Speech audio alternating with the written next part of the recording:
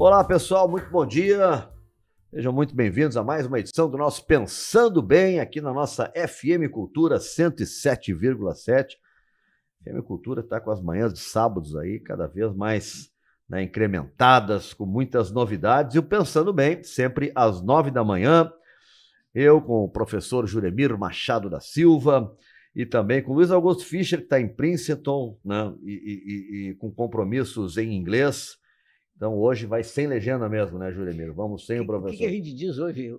O Fischer está stand-by? Deve ser alguma coisa assim, né? Deve ser, né? Off, alguma coisa assim. Off. Ou na linguagem musical é mandou o Lima. Mandou o Lima, o professor vai explicar isso aí depois, nosso maestro. É o nosso convidado, Evandro Maté, maestro da nossa Orquestra Sinfônica de Porto Alegre. Tudo bom, Evandro? Obrigado, maestro, pela presença aqui. Eu que agradeço, é um prazer imenso poder conversar com vocês. Já pode começar explicando esse negócio aí, né? Do Lima, essa é uma linguagem... Eu toquei na noite, maestro, violão muçulmano, então eu conheço bem essa expressão aí, né? Uma época tinham esperando o Godot, né? Não aparecia nunca, certo, o Godot virou uma gíria, mas o Lima é mais ou menos por aí, né, maestro? É, a mesma coisa. O músico, ele pegava vários serviços, acabava não conseguindo atender todos, né? Aí ligava para ele e dizia, tá, você não veio? Por que você não veio? Não, mas o Lima não foi, eu pedi pro Lima no meu lugar. Só que não tinha Lima nenhum, né? Ah, certo. Mandou o Lima. Como assim? O Lima não apareceu? O Lima não apareceu, mas ele veio no meu lugar. Mandou o Lima. Maestro, há quanto tempo à frente da OSPA? Como diretor e maestro, eu estou no 9º ano, eu entrei em janeiro de 2015. Era trompetista durante muitos anos da OSPA. Trompetista, sim.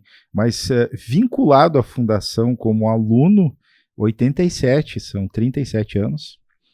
Entrei como aluno com 17 anos e depois com 19 anos eu prestei... Aluno na escola da OSPA. Na escola da OSPA, eu vim do interior. A minha história com a OSPA é muito bonita porque ela remete aos meus 13 anos de idade. Eu tocava na banda marcial do colégio em Caxias, do colégio Madre Milda. Eu estudava num colégio que tinha banda, e um dia eu vi a banda, eu tinha 7 anos de idade. Bom, mas claro. O senhor não sofreu a injustiça que o Juremir, por exemplo, sofreu na escola dele. Ele tentou participar da banda e não conseguiu. Eu já contei aqui, como interrompeu o maestro para contar para os nossos ouvintes, eu no colégio santanense, Santana do Livramento, colégio dos Irmãos Maristas, infelizmente já fechou, eu me candidatei, eu achava que eu tinha grandes talentos musicais. Injustiça fizeram eu me candidatei 2 vezes, a primeira para tocar na banda era clarinete. E aí eu fui lá, soprei, não saía nada. Aí eu meti força e fez assim, o cara olhou para mim de fora. Aí eu me candidatei para o coral. Aí tinha 40 guri lá cantando, e eu cantava assim, uma música do Nelson Ned. Quando as crianças, uma coisa assim. Eu sei que quando o cara conseguiu detectar no meio dos 45, o único que estava desafinado, que era eu, ele disse, pode sair. E assim se encerrou o maestro da minha carreira musical. A escola depois disse que entrou com uma medida protetiva, para que ele não Se fosse hoje, eu entrava na justiça. Tinha que ficar 500 metros, 1 quilômetro distante da... Muito bom. Bom, mas a gente estava falando, veio de Caxias do Sul, né? Isso, daí eu vi a banda na escola e eu voltei para casa, eu tinha 7 anos e eu disse, mãe, eu quero entrar na banda. Da escola? Da escola, qual é a escola lá em Caxias? Colégio Madre Milda, tem até hoje lá, um colégio de freiras. E aí iniciei no trompete, então com 7 anos, na banda marcial. E com 13 anos, a banda organizou uma magnífica excursão, uma longa viagem de Caxias a Gramado. Nossa Senhora! Né? E para assistir um concerto. Só que aí são coisas da vida, né? É um concerto espetacular. Era a Orquestra Sinfônica de Porto Alegre, tocando a 9ª Sinfonia de Beethoven, regida por Eleazar de Carvalho, que é o maior maestro da história do Brasil. Né? E que foi maestro da OSPA. E que foi por 2 momentos na OSPA e que eu trabalhei com ele na OSPA depois. E fiquei na casa dele nos Estados Unidos, essa história é muito interessante também. E aí, com 13 anos, foi a primeira vez que eu vi uma orquestra ao vivo, porque naquela época nós tínhamos algo, aí a gente vê o declínio da nossa TV aberta. Naquela época, de manhã, no domingo, às 10 da manhã, todo domingo, tinha um concerto na TV Globo, que se chamava Concertos para a Juventude. Eu lembro disso. E eu assistia isso. Então, esse concerto em Gramado foi a primeira vez que eu vi uma orquestra ao vivo. Aquilo me impactou tanto que eu subi no palco no final. Tu acompanhava sempre o concerto na televisão. Na televisão e tocava na banda, tocava o trompete, né? E tocava na noite. Eu cheguei a fazer uma vez uma apresentação com os Bertucci. Eu tocava música popular, carnaval, toquei por muito tempo, música popular. Sem preconceito com a música popular. No mínimo, não existe isso, né? Música é música. E aí, eu subi no palco e eu fui direto no trompetista, que era um senhor, ele falava um português, um portunhol, um uruguaio, que a OSPA sempre teve muitos uruguaios na sua formação, né? E eu cheguei para ele, eu sempre fui muito atrevido, muito metido, assim, eu subi no palco e disse para ele, como é que eu faço para entrar na orquestra? Eu tinha 13 anos. Ele olhou para mim e ele disse, olha, nós temos uma escola, você precisa estudar, e se algum dia abrir uma vaga aqui, existe um concurso público, aí você vai prestar o concurso e você pode entrar na orquestra. E aquilo ficou. Fizeste tudo. Aí eu fiquei com 14 anos para fugir da oficina mecânica do meu pai, que ele fazia eu trabalhar lá de tarde, de manhã no colégio. Eu fiz concurso para boy no Banco do Brasil antigamente, lembra aqueles azulzinhos que tinha no Banco do Brasil? Aí eu fui trabalhar no Banco do Brasil até os 17, lá eu guardei uma boa grana, e com 17 eu terminei o ensino médio, que antigamente tinha outro nome, mas segundo grau. E aí... Mas tu fazia já algum estudo formal, assim, do trompete na época? Não, eu tocava na banda e pior, eu não sabia ler partitura, eu tocava de ouvido. Até os 17 tu não lia partitura? Até os 17 anos eu não lia partitura. Mas como é que tu chegasse no trompete? O trompete foi porque eu era muito pequenininho e o menor instrumento que tinha à disposição na banda foi o trompete. Eles me deram um trompete. Te disseram, olha, tem o trompete. E aí eu fiz vestibular, e o que eu fiz no vestibular? O pai e a mãe nunca iam entender se eu dissesse para eles que eu queria ser músico. Meus pais eram da colônia, analfabetos, né? Mecânico de automóveis, dona de casa. Então, eu resolvi fazer vestibular para engenharia civil. Isso que eu ia perguntar, como é que tu paraste na engenharia civil? Foi para enganar a família. Eu gosto de matemática, eu gosto de física, eu sempre gostei disso. E engenharia civil não tinha lá em Caxias, não tinha na UX. Então eu fiz vestibular para engenharia civil. No mesmo dia, 7 de março de 1987, de manhã eu fui para a aula de engenharia e de tarde eu comecei na escola da OSPA. Eu fiz os testes, mas aí eu fiz o teste todo de memória, porque eu não sabia ler a partitura, eu decorei as partes. E aí eu fui aprovado, mas não me deram aula de trompete no primeiro semestre. Eu tive que fazer 6 meses de teoria e percepção, até começar a aprender a ler partitura, e aí no segundo semestre é que eu comecei a ter aula de trompete. É muito difícil aprender a ler partitura? Não é matemática, é 1 mais 2. É muito simples. E aí, em 1990, e o professor de trompete era aquele senhor que com 13 anos eu subi no palco. Era a mesma pessoa. Tu lembravas? Sim. Ele era uma figura assim, muito presente, a imagem dele, né? Sim. E aí, em 1990, abriu o concurso para orquestra e eu ingressei como 4º trompete no naipe. Depois, em 92, teve concurso para 3º, que é assistente de 1º, e eu fui subindo. E tive o privilégio de, em 90, assumir Eleazar de Carvalho como maestro da OSPA. Então, eu trabalhei com ele, né, algum tempo. E assim foi. Aí, depois, aí terminei a engenharia, mas eu nunca exerci. Fiz vestibular para música. Aí me graduei em música na Universidade Federal aqui. Depois eu fui estudar nos Estados Unidos por um tempo. Depois eu voltei de novo e depois eu fui estudar um tempo na França. Isso tudo trompete. Quando eu estava na França... já dominava bem a partitura, a leitura? Não, isso já lá com 18 anos já. Quando eu fiz concurso da OSPA, tava, né? Senão não passa, né? Naqueles 6 meses que ficasse até porque só o concurso aquilo... da OSPA, naquela época, uma das provas era leitura à primeira vista. Eles colocavam uma partitura na frente e você tinha que sair tocando sem saber previamente qual era, né? Naquele momento ainda era esse formato. Aí depois eu voltei... Na França eu comecei a ficar com o desejo de fazer regência. Porque nós tivemos na OSPA antes, 93, depois do Eleazar, um maestro esplêndido também, que foi Davi Machado. Uma pessoa incrível, eu fiquei muito amigo do Davi. Foi antes do Isaac Karabchev? Antes do Isaac. Antes, né? Foi o anterior aí. Antes do Isaac. E o Davi, eu fiquei com vontade de fazer regência, porque eu adorava a forma como ele trabalhava, o resultado que tinha com a orquestra. E aí, quando eu voltei da França, com 28 anos, aí eu comecei a estudar regência. Teve uma época, pelo menos na URGS era assim, que era composição e regência, né? Depois separou quando a gente fazia, né? Isso, depois separou. Mas isso era antes, bem atrás. Eu tenho 61, né, maestro? Então eu lembro dessas coisas mais antigas. Eu não tô longe, tenho 54. Então daí eu comecei... É que eu lembro do vestibular de música. Eu fiz um Claro. bacharelado de violão. Sim. E era bem isso. Tu escolhia algumas partituras, né? Tu tinha, digamos, entregava umas 10 partituras. E eles, na hora, diziam qual é que tu tinha que tocar, né? Exato. É. Então, depois dos 28 anos, eu comecei a ter o desejo de fazer regência, mas eu não ia fazer um curso superior de novo, um terceiro, né? Até porque eu já muito tempo dentro da orquestra, bastante experiência, sempre, né, estudando o que acontecia na frente com os maestros. Aí eu comecei a fazer cursos de férias, que a gente tem muito aqui, esses cursos de verão, né? Tem por todo o país. Eu comecei a fazer curso de regência desses de verão, que são 2 semanas, 3 semanas. E os maestros muito bons que vinham reger a OSPA, eu levava eles para jantar durante a semana que eles estavam aqui, e depois eu pedia aula para eles, uma troca aí. Eu pago a janta, mas tu me dá aula. Agora, assim, de maneira geral, na história da música erudita, a infância é engolida já pelo trabalho. Aquela coisa assim de trabalhar 8 horas por dia no instrumento que escolheu. Como é que é a sensação que tu tens assim da tua infância na relação com a música? Ganhou a música, perdeu a infância ou ganhou as duas? Meu caso é meio híbrido, né? Porque a minha infância ele foi dividido. Esses tempos eu estava meio com um conflito, porque eu sou um problema de workaholic, né? E cheguei a ser tive que até um tempo aí baixar uns dias de hospital por burnout, né? E aí comecei a fazer um tratamento, obviamente, preciso resolver isso, né? Só quer trabalhar.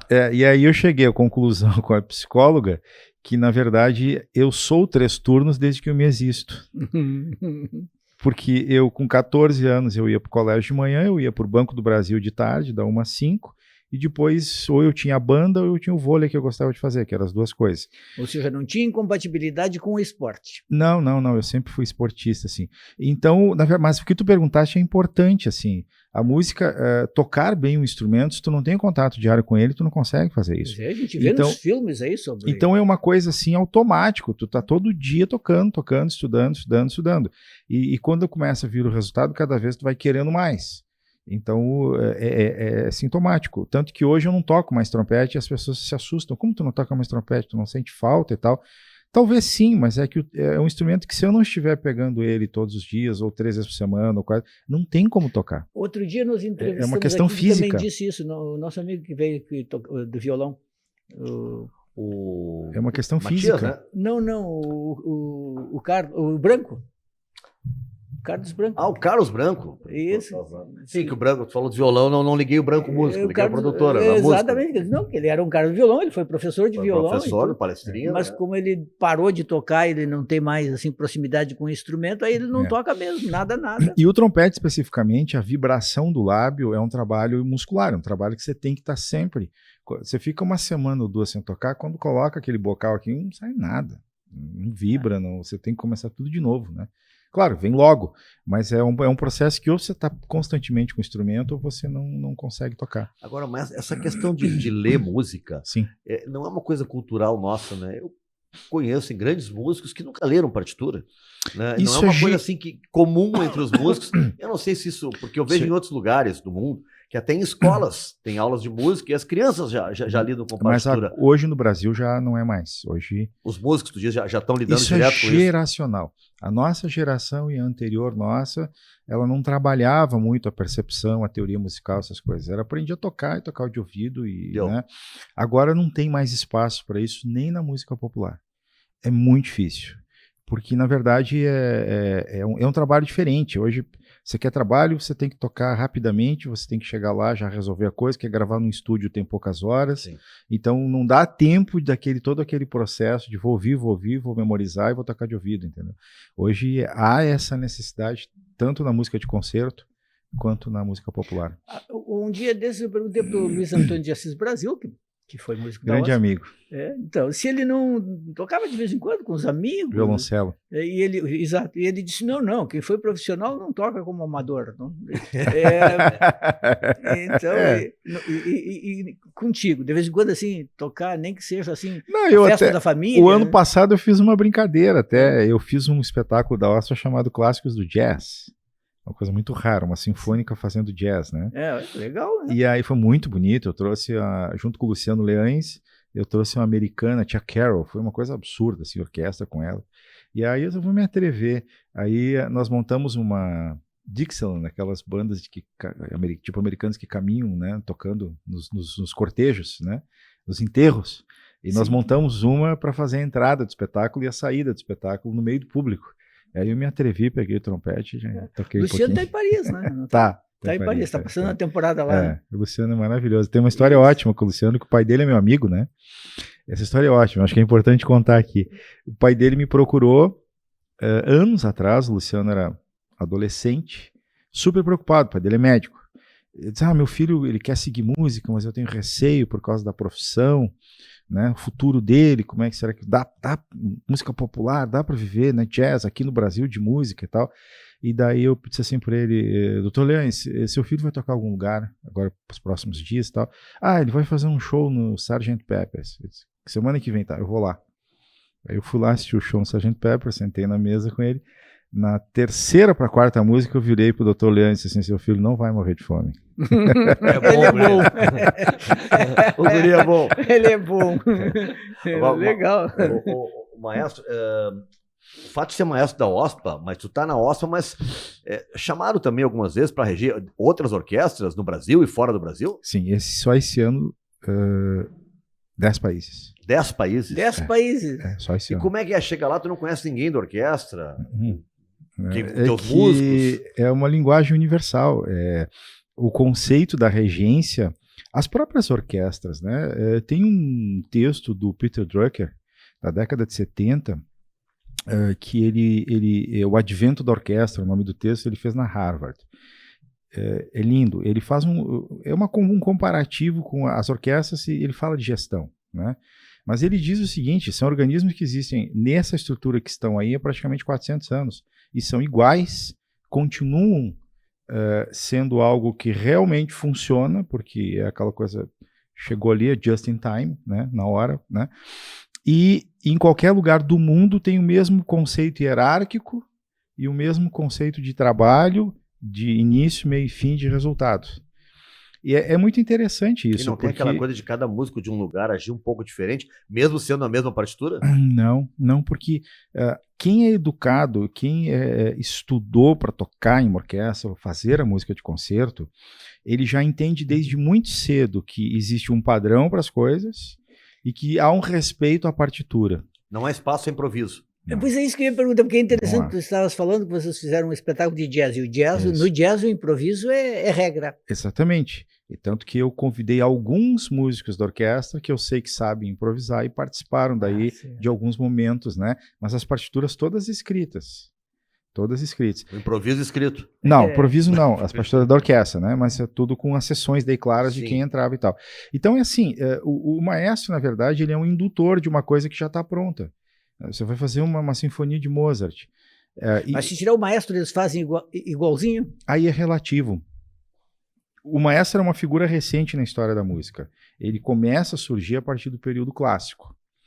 Por quê? Porque antes os grupos eram pequenos. E a escrita na música, ela se restringia a poucos modelos. Você tinha o allegro, o lento e o allegro. O allegro, o lento, o moderato e o allegro. Traduz para o pessoal que não entende isso. Isso, na verdade, é tempo musical. Então, até uma parte do início do período romântico, você tocar uma sinfonia, o primeiro movimento era sempre o mesmo tempo do início ao fim. E o segundo movimento era sempre lento do início ao fim, e o terceiro sempre rápido do início ao fim. Allegro, lento, allegro. Né? Era padrão. E aí um metrônomo que marca que o compositor diz, olha, eu quero que faça nesse tempo aqui. Né? Pode ser um pouquinho para cima, cada um vai variar conforme o seu gosto. Mas por isso, as orquestras pequenas e a música muito clara do seu tempo, não havia necessidade de alguém estar ali.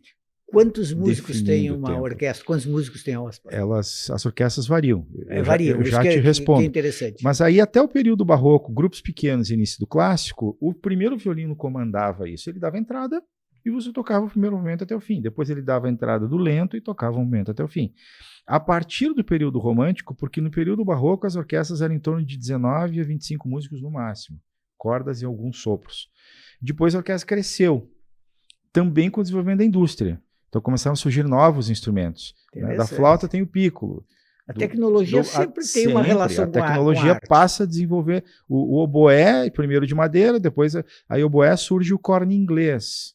O clarinete tem o clarone e tem o contra, né, o da ponta. Então, aliás, o clarone é o da ponta e tem a requinta, que é o menorzinho do meio. Então, as orquestras vão se ampliando. A percussão cresce imensamente, imensamente. Era um único tambor lá que utilizavam. Hoje você tem dentro de uma orquestra no mínimo 50 instrumentos de percussão que se utiliza durante uma temporada, né? Tem xilofone, vibrafone e todas as variantes disso. Então as orquestras cresceram, ficaram muito grandes. E, além disso, os compositores começaram a usar novas formas de pensar música. Então, começaram a vir quebras na escrita. Por exemplo, dentro de um mesmo movimento, ele pode ser lento e rápido. Então, ele está num tempo e ele vai ralentando. Sim. Depois ele vai acelerando. Ou paradas, para e começa de novo. Ou volta. Isso determinou que não tinha mais como a orquestra não ter alguém que comandasse isso. Então surge a figura do maestro, né, que inicialmente não tinha batuta. Lá no final do período barroco era um cajado. Mas se consegue assim, porque em história normalmente se consegue chegar a detalhes às vezes impressionantes. Você consegue chegar assim, quem foi o primeiro maestro?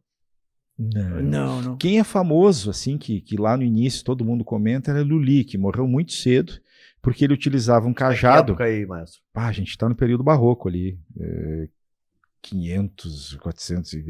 O Lully,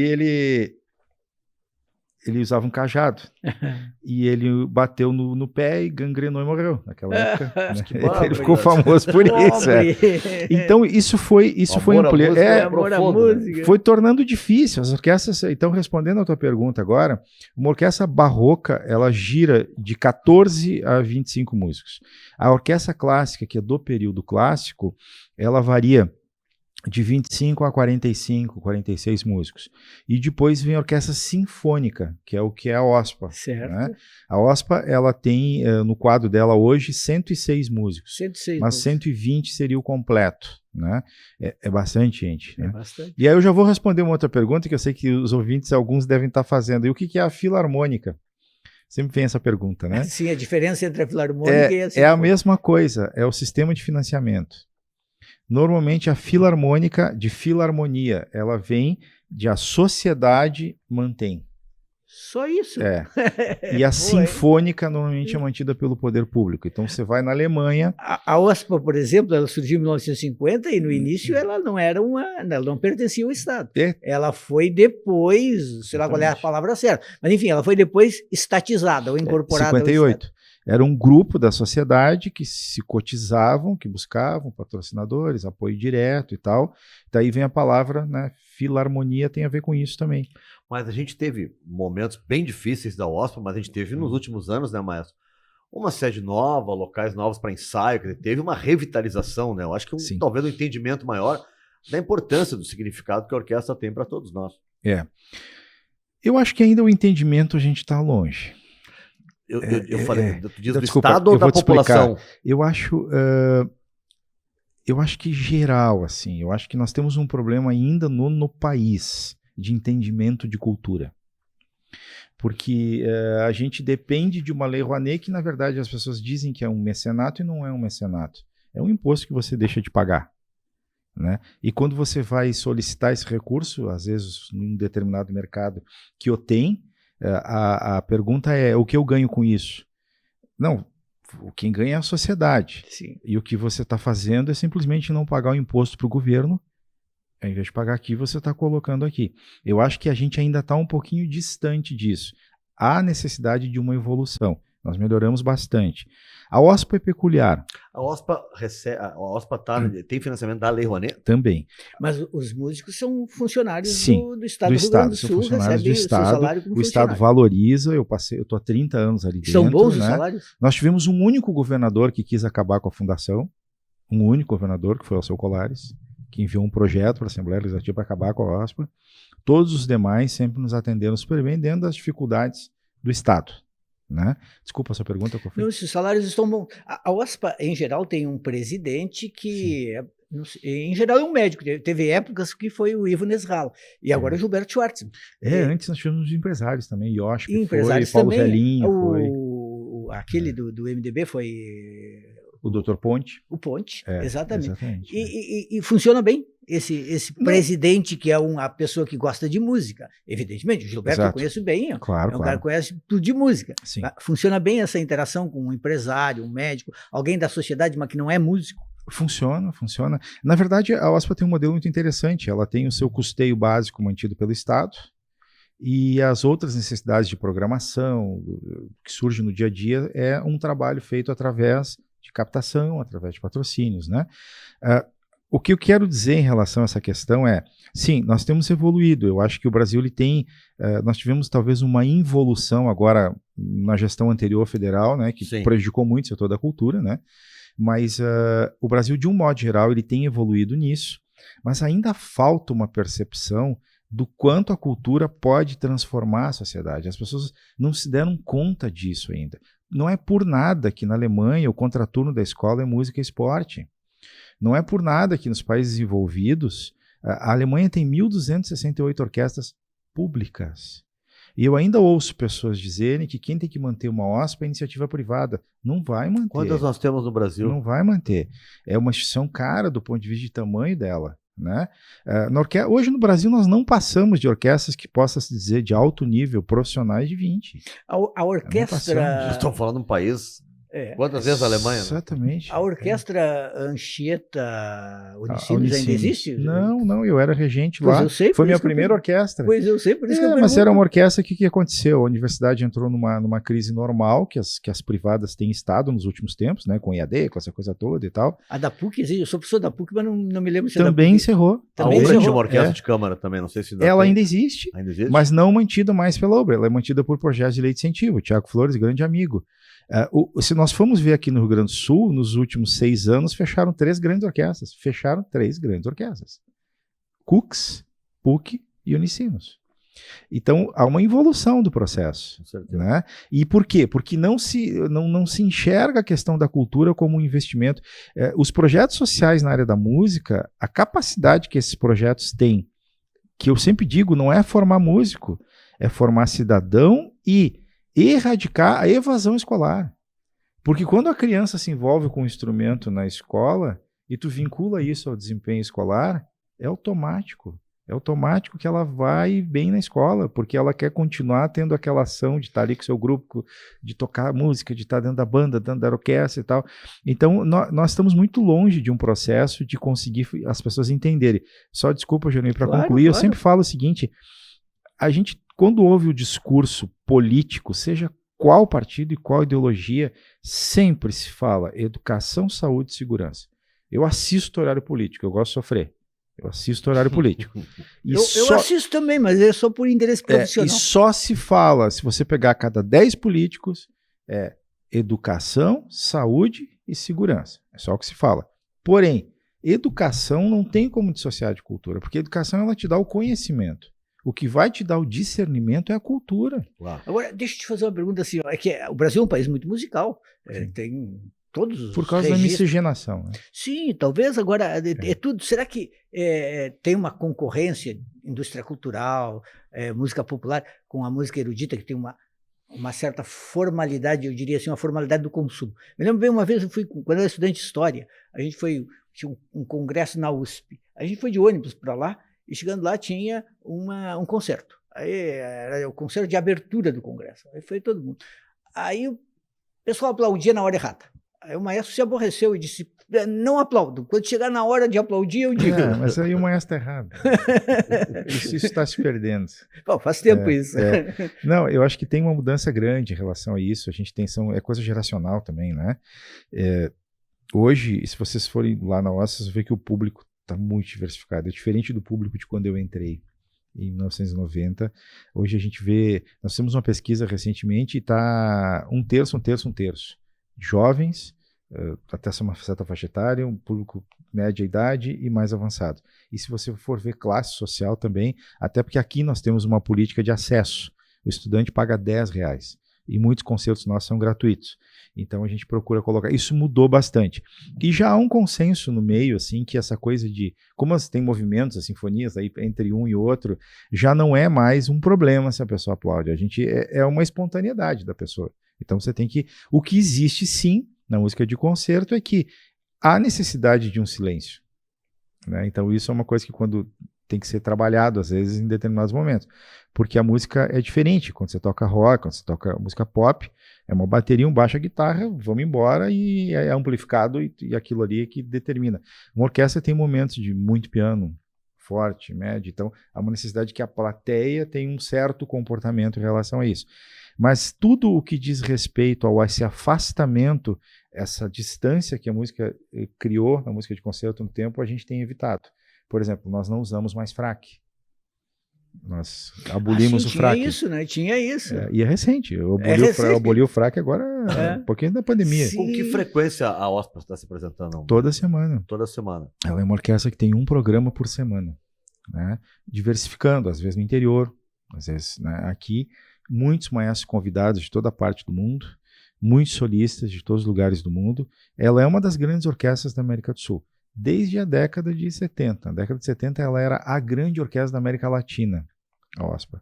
O Rick Wakeman, quando veio para cá, com a viagem a Santos da Sé, ele escolheu a OSPA. O Balé Nacional de Londres, quando veio fazer turnê pela América do Sul, contratou a OSPA. Lembrando que a gente falava cheio de orgulho na época, a OSPA está tocando junto, eu lembro disso. E grandes músicos se apresentam com a OSPA. Por exemplo, eu sempre penso no Nelson Freire, mas muitos outros. Eu tive o privilégio de reger o Nelson Freire 2 vezes. Deve ser. Coisa incrível, coisa incrível. Eu não dormi aquela semana, estou preocupadíssimo.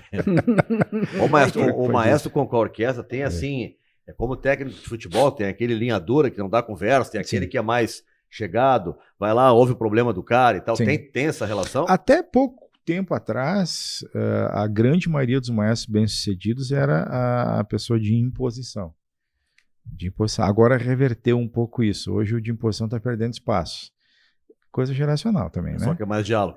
Hoje, por exemplo, os 3 grandes nomes do mundo mais aplaudidos são jovens, simpáticos, que tem toda uma relação de parceria com o processo. Quem são eles, Maestro? É Dudamel, né? Dudamel é um venezuelano de um projeto social da Venezuela que foi criado há 45 anos atrás e que é a maior formadora de música de concurso no mundo hoje. Mesmo com Chaves, mesmo com Chaves, mesmo com tudo que passaram ali, que passam. É um projeto de Estado que foi criado há 45 anos atrás por um pianista chamado Abreu, que era economista e amigo do presidente. E aí deu carta branca o presidente para ele para fazer um projeto de Estado na Venezuela com música de concerto. Ele criou 5 orquestras pelo país e abriu 1,5 milhão de vagas de aprendizado de instrumentos na Venezuela de graça, com todo o instrumental necessário e trazendo da Europa. Eles buscaram na época que a Rússia, ali, o leste europeu, as pessoas tinham dificuldade até de comer, um período ali. Ele ia com aviões da Venezuela para lá, trazer as famílias inteiras de músicos e davam estrutura e trabalho na Venezuela. Então hoje a Venezuela tem, qualquer orquestra grande do mundo que você for, tem um venezuelano ali no meio. E o Dudamel é um deles, ele tem 38 anos, ele é o titular do da New York Symphony, da Los Angeles. Ele vai sair da Los Angeles agora para ir para de Nova York. E da Ópera de Paris. Isso é comum que um maestro atue ao mesmo tempo em mais de uma... É comum, porque eu sempre digo, a sobrevivência de um maestro numa orquestra é não estar regendo muito. Senão, aquilo ali é como dizia eu não sei se era o Paulo Santana que dizia no sala de redação, que isso aqui é um liquidificador. Tinha uma frase meio parecida. Enfim, assim, vai moendo, cara. Aquele lugarzinho ali, ele é muito delicado. Você está com 100 pessoas na frente, onde você está sempre cobrando, e o dia a dia, num espaço de 25 por 14, aqui, por exemplo, temos 7 países dentro da OSPA, e temos de 22 anos até 75. E ensaia todos os dias? Todos os dias, 3 horas por dia. Expediente. E há 30 anos juntos, um sentado do lado do outro. Dia. Então você aguentam mais? Exatamente. Então, isso gera, ser humano, né? Então esse ambiente, tanto que uma vez Então quantos estrangeiros, desculpa? Hoje temos menos, muita gente se aposentou. Quando a OSPA foi fundada era praticamente só estrangeiros, não tinha muito músico aqui de orquestra. Tinha só o pessoal da Rádio Farroupilha, aquela banda que tocava ao vivo na rádio. O Campeonato Brasileiro nós temos 20% de estrangeiros. Tem mais na OSPA? Eu acho que é pertinho, hein? É por aí. Mas isso porque... 122 jogadores estrangeiros e 10 técnicos Mas estrangeiros. Ou seja, não tem nenhum obstáculo para que um estrangeiro faça o concurso. Não, possa exatamente. Todos ser ligam aprovado. espanhol Diminuiu ou agora. alguém- Não, tem não. russos, búlgaros, bielorrussos, colombiano, venezuelano, argentino, uruguaio. É isso. Mas E- eu ouvi dizer que loucura. os salários na OSPA não estavam muito à altura da inflação brasileira. Né? Não, isso é um problema sério que a gente tem. Agora deu uma melhoradinha em junho, né? O governador sancionou uma lei que melhorou uma manutenção de instrumentos que a gente tem ali, porque o músico compra o seu instrumento, né? Esse é um grande problema que a gente está hoje. É que, na verdade, a gente tem algumas orquestras no Brasil, na verdade eu vou citar duas principalmente, que é a OSESP em São Paulo, né? 3. A Municipal de São Paulo e a Filarmônica de Minas, que é uma orquestra jovem que eu digo de tempo, ela só tem 10 anos, ela foi criada há pouco tempo atrás. Essas orquestras, elas estão com um padrão salarial muito acima do nosso. O nosso salário, ele é o 9º do país, só que desse 9º, nós somos quase que a metade do 8º. Mas dá para dizer quanto ganha a música da OSPA? Agora deu uma melhorada, mas o salário bruto de entrada era 4.800. É pouco para tanta competência, tanto talento. É que é isso que eu tanto digo, estudo. o nível de um músico que entra numa orquestra, o último concurso teve 400 candidatos. É, a exigência de A exigência, se manter também, exato, né? Não né? pode nunca vacilar. E qual é o problema relaxar, que a né? gente tem aqui também? O mercado fora da OSPA para essa área, em Porto Alegre, é muito restrito. Você está em São Paulo, você toca todo dia um casamento, vai no Festa de 15 estúdio, anos. você tem muito trabalho. Aqui tem pouco trabalho. Então a gente tem muito receio de perder todos esses talentos que desde que eu entrei, eu consegui nomear 44 músicos na OSPA, concurso. Foi uma batalha. Fiz 2 concursos, um no governo Sartori e depois no governo Doado eu consegui nomear a turma que eu tinha feito o segundo. São 44. E tem gente ali maravilhosa, tem gente de tudo que é lugar do Brasil. Só que esse pessoal, até porque não tem vínculos aqui, não tem família, agora, por exemplo, está tendo concurso em Campinas, então o salário lá é R$2.000 a mais do que aqui. Tem 10 músicos da orquestra que estão fazendo concurso lá, até porque lá é próximo das famílias deles.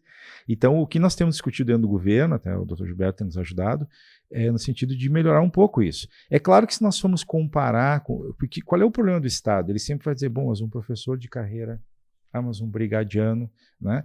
E com todo respeito a qualquer profissão, só que ali é uma coisa muito peculiar, muito pontual, e de muito, é como se o cara tivesse um doutorado, como se tivesse toda uma preparação para chegar a um determinado nível, e ele faz só aquilo.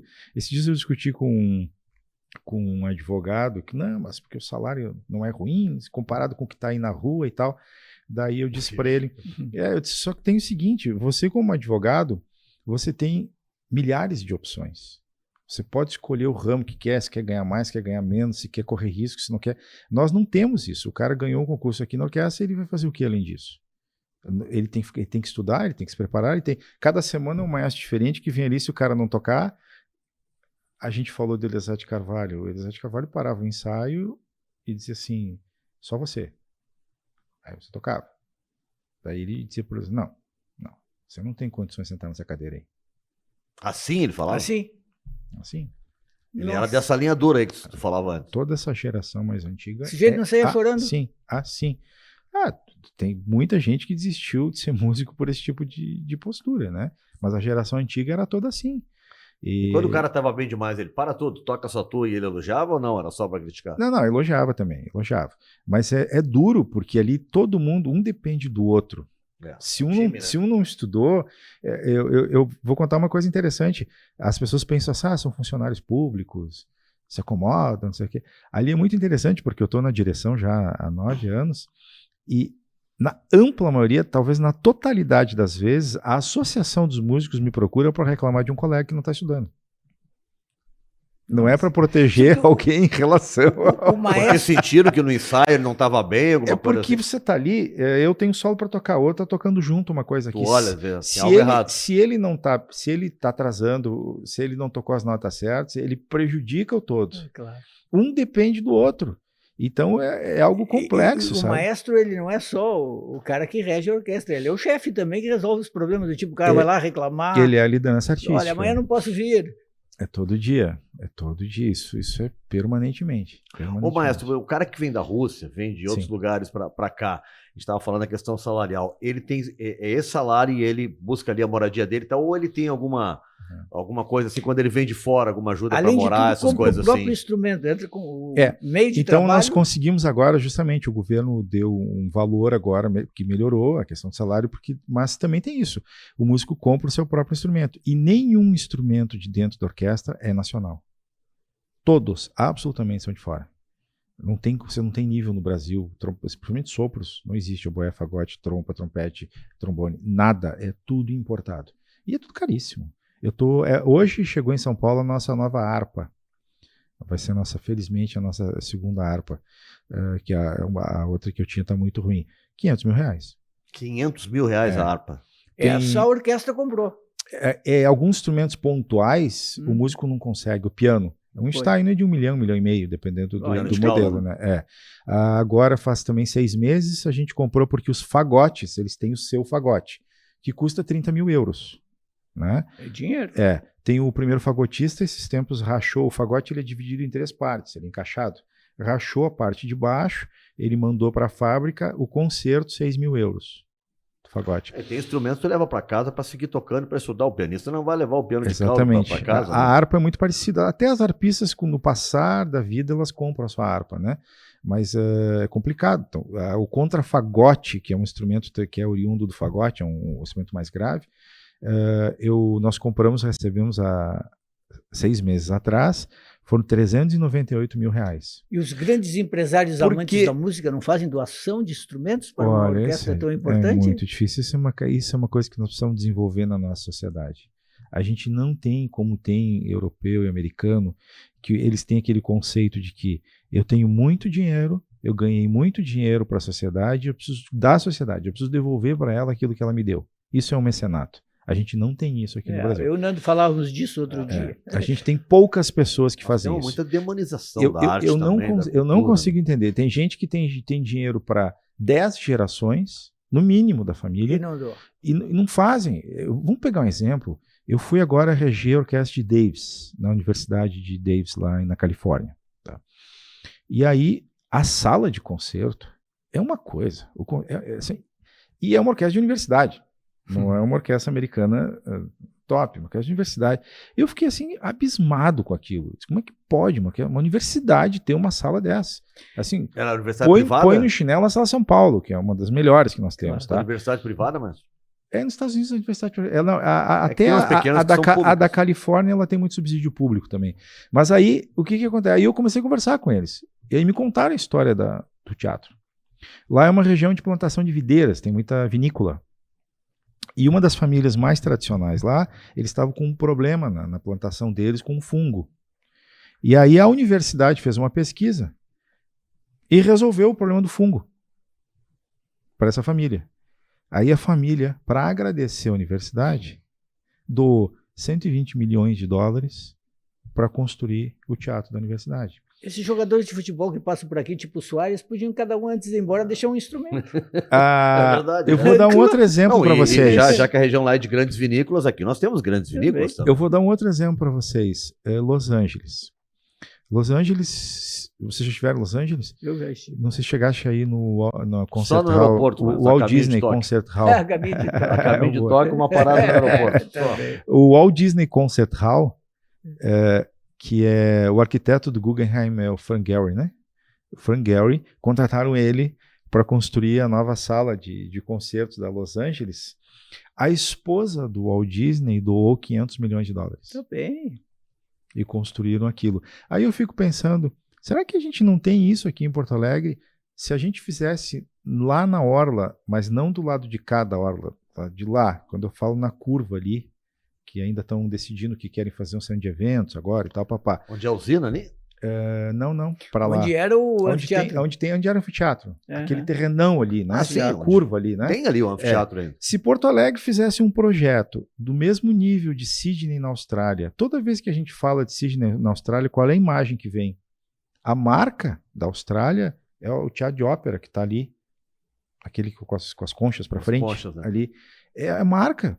No momento que isso fizesse um projeto, mas não pensar pequeno, pensar grande. Que a gente reunisse esse recurso que eu acho que necessariamente não tem que ser público, sabe? Eu acho que tem como isso ser feito. Porto Alegre ia mudar. Tipo, o ponto turístico da cidade ia ser aquilo ali. Essa podia ser uma grande ideia, né? Porque o próprio prefeito de Porto Alegre anda cheio de ideias. Mas as ideias são construir um edifício de, sei lá, 100 andares. E roda gigante, nós temos uma fixação aqui de construir roda gigante. Naquele ponto ali, queriam colocar uma roda gigante. Mas é uma fixação. Se fizer um negócio desse, um concurso internacional, mundial de arquitetura, para fazer ali um grande teatro, que Porto Alegre é a única capital que não tem. Porque o Teatro São Pedro é muito pequeno. Tu diz no local onde hoje aquele anfiteatro que está tirado lá. É, ali, naquela ponta ali, de frente para o rio. Né? Depois eu vou mostrar para vocês aqui. Não vai deixar. Não, mas a gente pensa pequeno e eu fico pensando, esses dias eu tava pensando assim, eu jogo na Mega Sena. Aí tinha um prêmio de 128 acumulado, de 128 milhões. Aí eu deitava no travesseiro e dizia assim, se eu ganhar esse prêmio, o que eu vou fazer? Eu vou pegar 20 milhões, eu vou para Pelotas e eu compro o Teatro Guarani.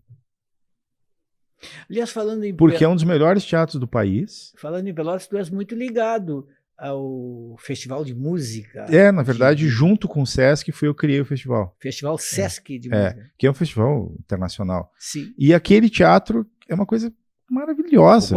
O Guarani é um dos melhores teatros do país. Só que por ser privado, a família não tem interesse em investir. Ela só loca para eventos e não há... Eles arrebentaram todo o teto, a acústica já não está mais boa, não tem ar-condicionado. Que hoje em dia esses prédios antigos tu consegue, o próprio que agora Palácio Piratini colocaram ar-condicionado nele todo e tal.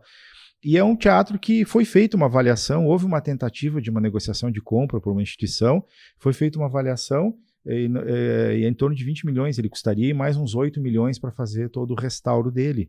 É uma coisa histórica. E o que vai acontecer? Com todo respeito, eu respeito todas as crenças, logo uma igreja vai comprar. Sim, muito provável. Logo uma igreja vai comprar. De quem é o teatro hoje? É de uma família privada, Zambrano. São os bisnetos do cara que fez o teatro. Né? E a história, inclusive, é muito interessante, porque ele era o principal patrocinador do 7 de abril. E aí teve outro teatro, né? Que é o pequenininho, 500 lugares para Pelotas naquela época. Claro. Né? Era bom. Aliás, todos os grandes espetáculos que vinham para Buenos Aires e Montevidéu vinham para Pelotas. E não vinham para Porto Alegre. Né? É uma cidade muito cultural. Muito cultural. Por isso que o festival está lá também. E aí, o que aconteceu? Esse patrocinador, ele tinha o camarote, porque ele bancava toda a parte artística do set. E aí um dia ele chegou lá, tinha ido o governador do estado para lá e tiraram ele do camarote. Colocaram ele pro camarote do lado. Eles vão fazer um teatro para mim. E ele chegou lá e disse, não, se eu não sentar no meu camarote, eu não entro mais aqui. Não entro. E aí o guarda disse, olha, o senhor não vai poder sentar hoje no seu camarote, você vai ter que sentar no lado. Aí ele foi embora. Ele construiu a uma quadra dali um teatro de 1.600 lugares. É bom ter dinheiro, eu queria me aborrecer assim a cada vez. E aí eu sempre brinco com essa história, né? Que eu disse, nós não devemos o Guarani ao Zambrano, nós devemos o Guarani ao guarda que não deixou. O guarda que não deixou. Vai ter que ter uma estátua na frente do teatro. Estátua para esse guarda. Agora, nós temos uma orquestra, também dirigida do São Pedro nosso aqui, né? Sim, também. Mas o São Pedro, na verdade, não é de São Pedro a orquestra, né? Ela é uma orquestra privada. Ela é uma associação privada sem fins lucrativos, ela não tem aporte público. Por uma questão de opção, a dona Eva nunca quis deixar ela vinculada à fundação. Tanto que eu lembro que a gente dizia orquestra do Teatro São Pedro. Ela dizia, não, é orquestra Teatro São Pedro, ela não é do teatro. Não é do. Fazia diferença essa partida. Exatamente. Porque talvez ela tivesse receio, que mais custo, alguma coisa de manter isso e tal. Mas é uma pena, porque... É assim que a gente conhece a orquestra. Mas aí o que acontece? É uma pena, porque ali ela depende só de patrocínio. O que aconteceu na pandemia? Os músicos da orquestra ficaram 2 anos sem receber nenhum cachê. Eu tenho 2 músicos da orquestra, um deles com mestrado nos Estados Unidos, que fez rap para entregar comida de bicicleta. Nossa. É isso. Rap não é happy hour tocando, viu, gente? É aquele aplicativo, né? Exatamente. Então, é um problema. Esses dias eu estava conversando, a secretária Beatriz, ela tem uma visão muito boa, assim, de cultura, ela está fazendo um lindo trabalho. Aqui a secretária. Fazendo um lindo trabalho. Só que eu disse para ela, Bia, a gente precisaria conversar, não só a nível estadual como federal, tem que haver políticas de geração de emprego para esta área. Nós estamos hoje no Rio Grande do Sul, nós temos em torno de 1.500 jovens em projetos sociais, vocês devem acompanhar isso, tem várias orquestrinhas aqui de projeto social, que gurizada com talento, tocando, estudando e que querem. E eu fico, vamos trabalhar onde? Se hoje nós temos uma única orquestra no estado que dá sobrevivência para um músico ter uma vida digna, vão trabalhar onde? O Brasil também. Você faz um concurso aqui para uma vaga de flautista, aqui na OSPA, vão aparecer 90 de alto nível, que vem do Brasil inteiro para tentar pegar a vaga. Entendeu? Então é 90 estudantes, são 90 grandes flautistas. Não, de alto, nós fizemos um concurso agora, não faz muito tempo aqui, nós ficamos impressionados. São Paulo tem um projeto de ensino social lá, da área social, que tem 60 mil alunos, que é o Projeto Guri. 60 mil crianças estudando violino, violoncelo, tudo. E você vai colocar onde esses talentos? E falando, não se cria orquestra? Falando em aprender, a escola da OSPA ela existe sempre. Sim, a escola da OSPA é um barato, é um projeto sensacional. Eu saí de lá, gratuito, estamos com 300 alunos. Como é que é a seleção? Para quem está nos ouvindo agora, é um edital. E sonha estudar na OSPA, como é um que faz? edital. É que, na verdade, a OSPA sempre adotou uma política de que ela não é o início, ela é um meio. Já não vai chegar iniciante lá? Não, porque já tem muito projeto. Quer dizer que se eu me apresentar lá, também não. Se eu tentar a terceira vez. Não, deixa assim. Ela é um meio, né? Eu sou amigo do maestro. Exato. Mas para eu vir aqui. Tem que ter contato com o instrumento já, e ela te propicia tudo. Os professores são músicos da OSPA, é altíssimo nível, tudo que tu precisa lá para te tornar um profissional tem. E até porque... Tem que saber ler para estudar na OSPA? Tem que saber ler.